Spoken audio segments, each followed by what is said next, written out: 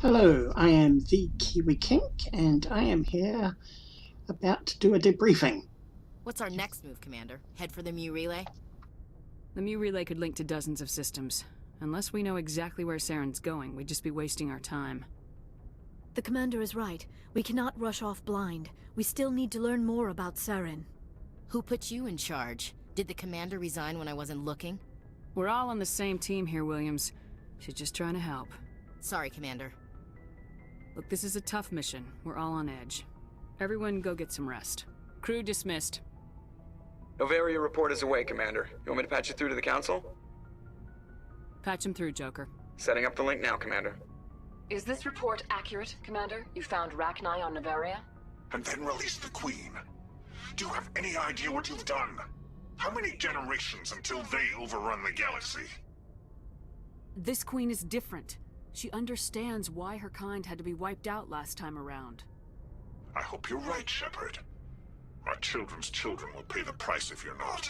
We'll be waiting for your next report, Commander. Whew, okay, so yeah. So that's Novaria under our belt.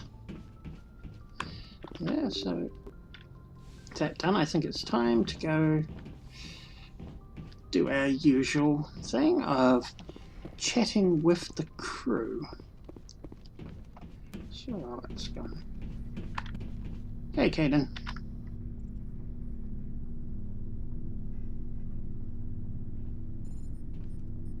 Do you have some time to talk now, Commander? Of course. Have a seat. We've played it pretty close to the book so far, but we're a long way from backup. We've got some tough calls to make. I'm just saying, try to leave yourself a way out.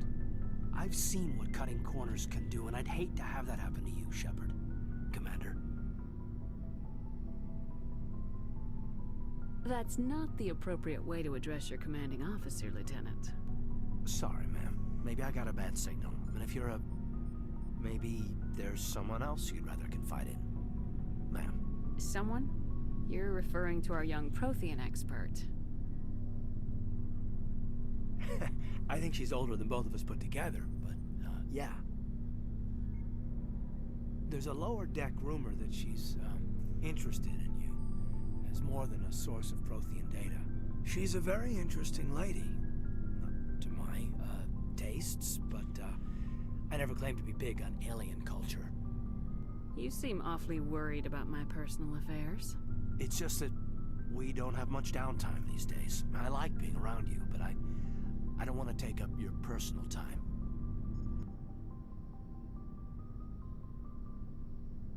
Look, there's nothing between Liara and me.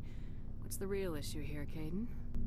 You're right. Sorry, it wasn't, Liara's not my main concern.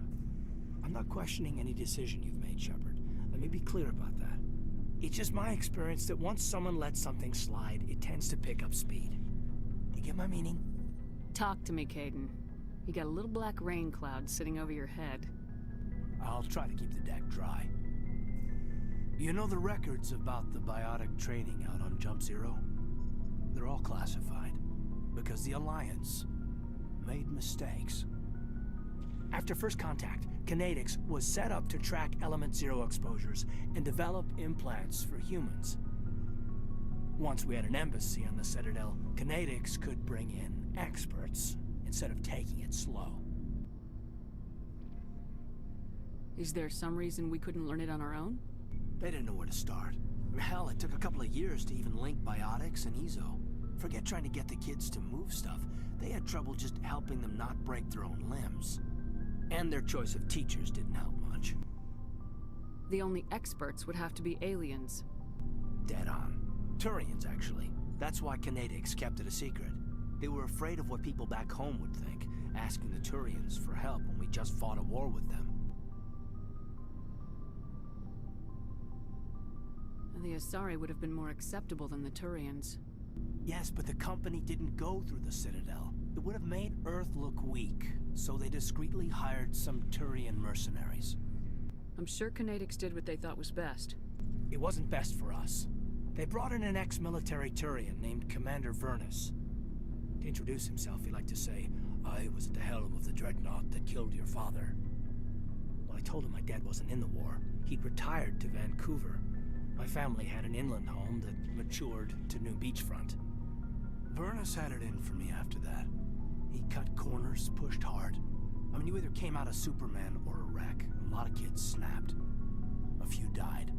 The point of all of this, I guess, is that when you cut corners, it's not always obvious who pays for it. So why are you telling me this? Is there something I can do to help you get over it? I'm 32, Shepard. You don't serve as long as I have without coming to terms with yourself. You also learn that if someone is special to you, you help them. Try to keep them from making mistakes. So you think you have leave to talk like we're more than officers? I got some signals. Maybe some static too, I guess. If I'm out of line, just say the word. Now isn't the ideal time. But I want to talk about this, Kaidan. I get you, Shepard. I don't make a habit of complicating the chain of command. Just think about what I said. What's your opinion on the last mission? Killing Saren's, what was Benezia anyway? Second in command? Advisor? Anyway, it should set him back a bit. I'm sure Dr. T'Soni's hurting, though. Poor kid. Having to kill her own mom. Any opinion on the Rachni? Off the record, if we had the option, I'd as soon have left it to the Council.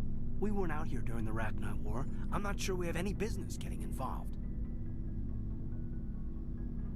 Just trying to get a sense of where the crew's at. Thoughts?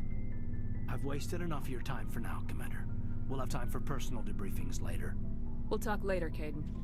I'd like that. Cool. So now that I've been giving him mixed signals, just take all those. Hi, Doctor, but you're not the doc I want to see. Hey, Liara.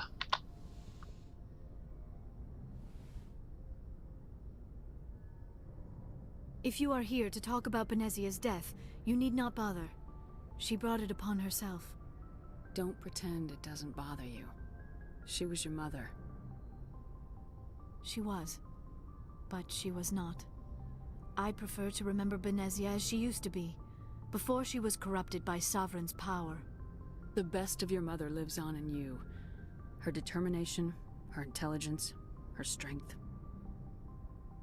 That is kind of you to say. I appreciate your concern, but I am fine. Benezia chose her path, just as I have chosen mine. I am with you until the end, Shepard. Maybe we could pick up where we left off. You were telling me about your interest in the Protheans. Actually, I think I was talking about my interest in you, and making a fool of myself in the process. As I said, I am not used to dealing with people, especially humans. I did not really know much about your species when we first met, Shepard. I found it hard to take humanity seriously. Your kind always seemed so rushed and high-strung. We don't have the luxury of time, and Asari can live for 1,000 years. We're lucky if we hit 150. That is true. At first I thought that was a weakness of your species. After spending time with you and your crew, however, I think it may actually be an advantage. You humans are creatures of action. You pursue your goals with an almost indomitable determination. It is an admirable trait, but also an intimidating one. You're scared of us? Unfortunately, the rest of the galaxy sees humanity as something of a bully. You run over anyone in your path to get what you want. It is up to people like you to change their minds, Shepard. I'm doing the best I can, Liara. There is a reason the Council chose you to become a Spectre. They saw something special in you. The best of what humanity has to offer. I looked into your history. I know what happened on Akuz. The fact that you survived shows a remarkable strength. You didn't need to go behind my back. I would have told you whatever you wanted to know. I apologize, Commander. After our last conversation, I was afraid I would say something stupid again. I wanted to know more about you, to understand what made you into the woman you are. There is something compelling about you, Shepard. Are you sure you're interested in me, or is it my visions of the Protheans? I admit, your connection to the Protheans had something to do with my initial interest, but it has grown beyond that. You intrigue me, Shepard, but I was not sure if it was appropriate to act on my feelings. I thought there might already be a relationship between you and Lieutenant Alenko. You want a relationship with me? Even though we're both women? We Asari are monogendered, Commander. Male and female do not have any real meaning for us. We do, however, have maternal instincts, so perhaps we would fill what you consider a female role. I'm sorry if this is awkward for you, Shepard. I am only trying to be honest. I feel as if we share some type of connection. But none of this matters if you are already involved in a serious relationship with Lieutenant Alenko. The Lieutenant and I are just friends. Nothing more. My mistake, then. I am not as adept at understanding human relationships as I thought. But what about us, Shepard? Is there a mutual attraction, or was I wrong about that too? No, you were right. There is something between us. I knew it, and I knew you felt it too. But does this not seem rather strange? Why do I feel so close to you? We have only known each other a short time. We are from two different species. We have almost nothing in common. This makes no sense. These things never make sense. They just happen and we get swept up in the storm. You make it sound so chaotic, so dangerous. I'll keep you safe. I am not looking for a protector. This is all a bit overwhelming. I am not used to this. You. I need some time. Take all the time you need, Liara. I'll be here. Thank you, Shepard. Let's just talk about something else for now. Do you know why Benezia joined up with Saren? Benezia was swept up in events beyond her control and lost herself. She fell under the spell of indoctrination and became part of the very thing she wanted to stop. But I will remember and honor how she lived, not how she died. My mother was strong, kind, and beautiful, and now she is gone. Are you gonna be okay? You are kind to ask, Shepard. I do miss her, and I grieve for what happened to her. But I will not let my grief interfere with what we are trying to accomplish. I should go. Goodbye, Shepard. Yes, thank you, my flustery blue babe. Okay. So yeah, I am aiming for a Liara romance because that is traditional. I consider the true love interest of Shepard, just because of her role within the trilogy as a whole. Yes, it's also a shame she's the only gay, bisexual love interest you can have in this first game, so yeah. But you know, we will do what we must. Commander? What's your opinion of the last mission? You mean the Rachni, right? They were dangerous, Commander. They proved that 2,000 years ago. I think it was a mistake to let them go. But that wasn't my call to make. It was yours.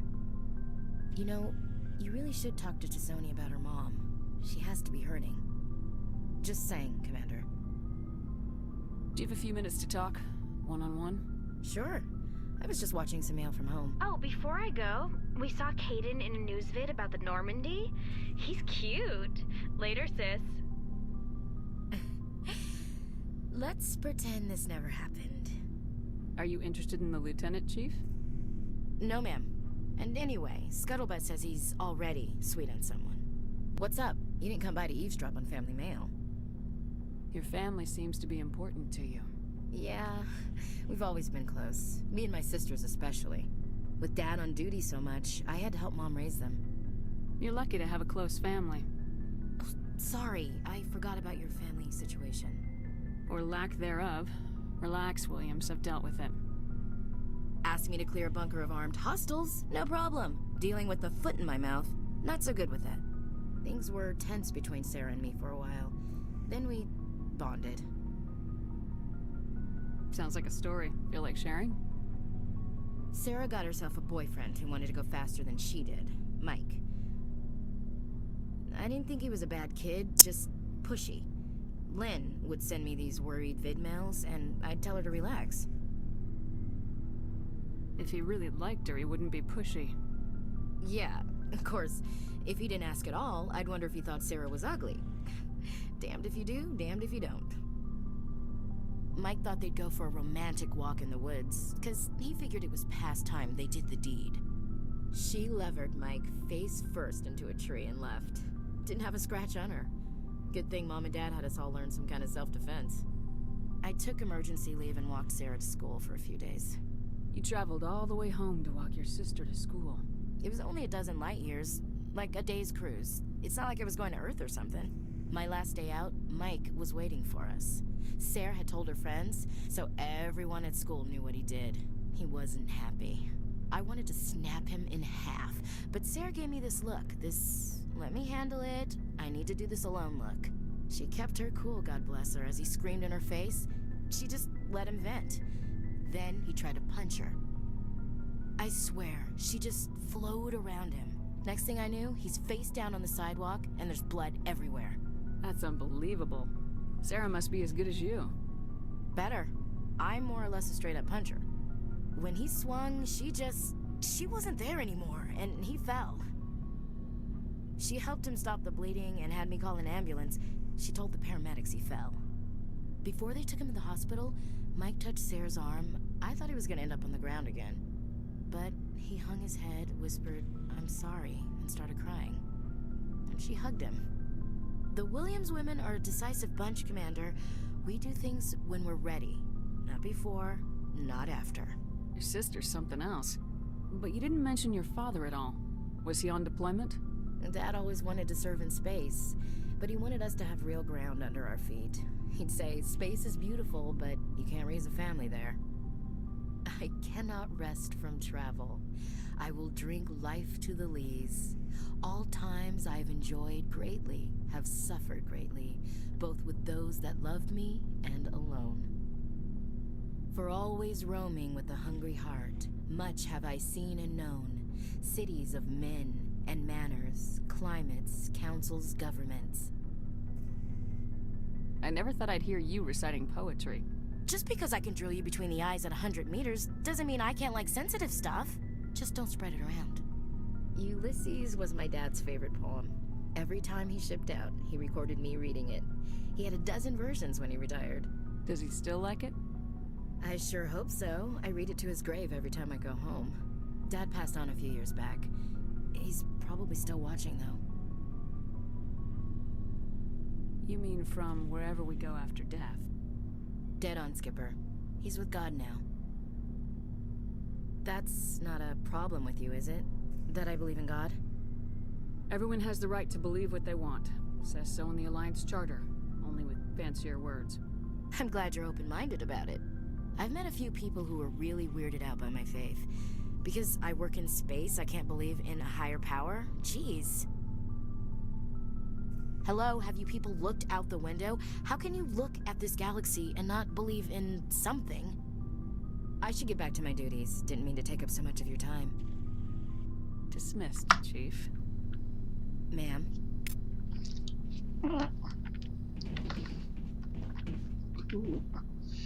Hey, Garrus. Your turn. Commander, good to see you. You've been with C-Sec a while. Have you seen much action? Well, not as much as you, but yeah, I've seen some interesting things. I bet you have. Anything in particular that stands out? I remember this Solarian geneticist I was sent to investigate. That case was a bit disturbing. What happened? Why were you investigating him? I was tasked with tracking black market trade on the Citadel. Most of it harmless, nothing I needed to pursue. But during the course of my investigation, I noticed an increase in the trade of body parts, organs mostly. We usually get a few of those, but not the numbers I was seeing. We weren't sure if there was a new black market lab or if some freak was harvesting organs from citizens. You've seen this before on the Citadel? Every so often, some lab sells unwanted parts through the black market, but they're not as bad as the psychos. I remember this one Elcor diplomat we caught in my first year on the job. He was hacking people up and selling their organs. Had the station in a bit of a panic. But this case wasn't that clear-cut. Turns out there was more going on than we first realized. So how did you figure out what was happening? First, we got a hold of a sample and ran DNA tests. The weird thing was, the match led us to a Turian who was still alive and was very convinced he'd never lost his liver. After a bit of digging, I discovered this Turian worked briefly for Dr. Salion, the geneticist. So I went to his lab hoping to find evidence of cloned organ development, but there was nothing. No Salarian hearts, no Turian livers, not one Krogan testicle. You're kidding, right? Why would anyone want Krogan testicles? Some Krogan believe that testicle transplants can increase their virility, counteract the effects of the genophage. It doesn't work, but that doesn't stop them from buying. They'll pay up to 10,000 credits each. That's 40,000 for a full set. Somebody's making a killing out there. What'd you do about the geneticist? I brought in some of his employees for interrogation, to see if I could get them to talk. While I was interviewing one of them, I came across something suspicious. You mean threatening? Was that really necessary? Maybe, maybe not. Either way, it paid off. One of my detainees started bleeding profusely during the interview. We offered to patch him up, and he got frantic, freaked out. I ordered a full exam to find out what was going on. Our medics found incisions all over his body, some of them fresh. That was our big break. These people weren't just Dr. Salion's employees. They were test tubes. Walking, living test tubes. He was growing parts inside these people? Exactly. He cloned their organs right inside their own bodies, then he harvested them and sold them off. Most of the victims were poor. He'd pay them each a small percentage of the sales, but only if the organs were good. Sometimes an organ wouldn't grow properly, so he'd just leave it in them. Most of them were a mess, but only on the inside, hidden so nobody could see it. I hope he got what he deserved. That's the worst part.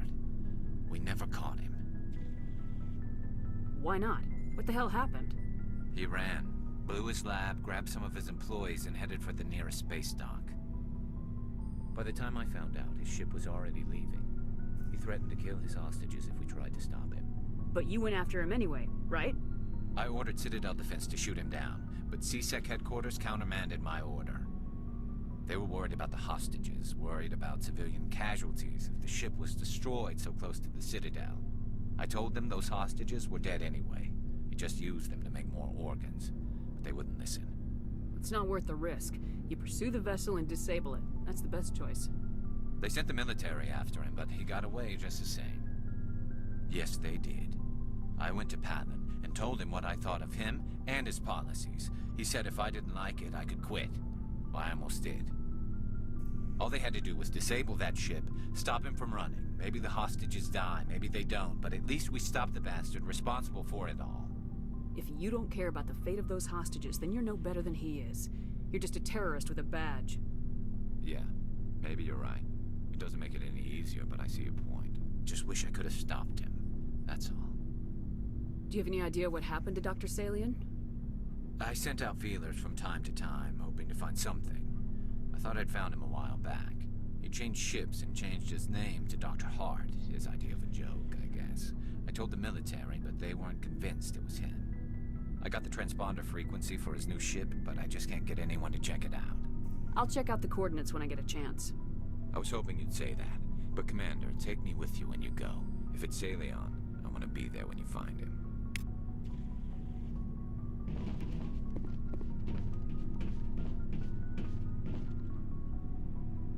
What do you want, Shepard? Why did you become a mercenary? Lots of reasons. Such as? Such as, I needed to get out of our system. I needed to eat. I needed to survive. Why not stay and help your people? I tried to help. That's why I had to leave. What happened? I was betrayed. I was head of a small tribe. We were trying to restore order after the war, but the other tribes were against us. They followed Jared, one of the few warlords who survived the war with the Turians. But he was old, and so were his ideas. He wanted to continue the war. He wanted us to fight. Turians, Salarians, each other. It didn't matter who. as long as we were fighting. What did you want? I just wanted Jared to shut up, to stop his ranting. I wanted him to stop leading the tribes astray. But he couldn't understand how much things had changed. We didn't have the numbers to go to war. Even if we did, the genophage made sure we couldn't replenish our numbers fast enough. I told them all to forget about war. We needed to focus on breeding, at least for one generation. And for a while, we were getting through. Some of the tribes started coming around. I take it the warlord didn't appreciate that. No, he didn't. He arranged a crush with the tribes, a meeting on neutral ground. He wanted to talk. We met at the Hollows, near the graves of our ancestors. The skulls of our dead laid bare to remind us where we come from, and where we all go. It's as sacred as any Krogan place can be. Violence is forbidden. Sounds like a trap to me. You must have suspected as much. I did. But when your father invites you to a crush, well, there are some laws that even we hold sacred. Jared was your father? He was. Until that day. We talked, but we didn't get anywhere. When it was clear that I wouldn't join him, he gave the signal. His men leapt from the graves of our ancestors like Krogan undead. The few that were loyal to me died quickly. I escaped with my life, but not before I sank my dagger deep into my father's chest. That is why I left, and that's why I'll never go back. So long, Rex. Stubborn. Krogan family matters. So dramatic. Anyway. Hey, Kai. Shepard, I'm glad you're here. Good to see you smiling again, so to speak. I'm sleeping much better now. I guess I'm getting used to how quiet your ship is. I still think a lot about my pilgrimage, though. I know Saren's our top priority, but with all the worlds we go to, I was hoping to find something to bring back to the flotilla. We've still got a long way to go. You'll find something to take back. Yes, but it cannot just be some derelict ship my people can use for salvage. It has to be more than that. There's a lot expected of me. What's so special about you? It's my father. He's the senior member of the Admiralty Board. He's one of only 5 people who can overrule the decisions of the Conclave for the good of the migrant fleet. My father is responsible for the lives of 17 million people. Our entire race is in his hands, and I'm his only child. So are you some kind of heir to the Quarian throne or something? No, it doesn't work that way. My father's position isn't hereditary. I'll probably never serve on the Admiralty Board myself. Officially, I'm just the same as any other citizen. But it doesn't work that way in practice. People have always treated me differently because of who my father is. It must be tough on you. My people place a high value on family and ancestry. There's an unspoken expectation that I'll live up to my father's example.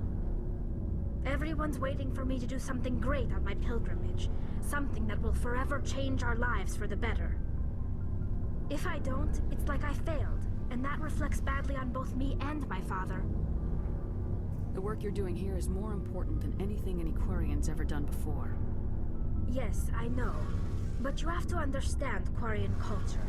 We're a very insular society. The events beyond the flotilla don't much matter to the average citizen. Our greatest dream is that one day, we'll return to our homeworld and drive out the Geth. But even if we stop Saren, that's not going to happen. There's still millions of Geth behind the veil. Until they're gone, our exile will continue. What would you need to bring back to make everyone happy? Something that would help us better understand the Geth. They've changed significantly since the exile. They've continued to evolve. We've done our best to study them, but it's not easy. They're very reclusive. Until recently, they never went beyond the borders of the Veil. And all the Geth we run into now are under Saren's control. We'd need to find Geth operating on their own, independently. But I don't want this to get in the way of our mission, Shepard. First, we stop Saren. Then I'll worry about my own problems. I should go. See you later. Cool.